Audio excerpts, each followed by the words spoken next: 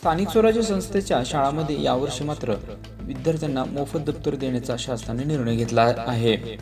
इयत्ता 1 ते 8वीच्या विद्यार्थ्यांना मोफत शालेय दप्तर देण्याचा मोठा निर्णय राज्य सरकारने घेतला असून या योजनेसाठी तब्बल 165 कोटी रुपयांच्या निधीस प्रशासकीय मान्यता देण्यात आली असून राज्यभरातील सुमारे 41 लाखांहून अधिक विद्यार्थ्यांना या योजनेचा लाभ मात्र मिळणार आहे।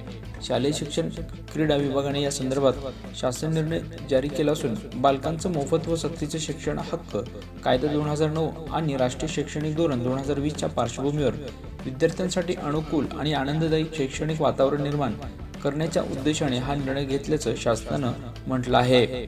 राज्यातील स्थानिक स्वराज्य संस्थेच्या शाळांमध्ये इयत्ता 1 ते 8वीच्या वर्गामध्ये शिकत असलेल्या 41,43,054 विद्यार्थ्यांना मोफत दप्तर देण्याचा प्रस्ताव शिक्षण संचालकाने शासनाकडे पाठवला आहे।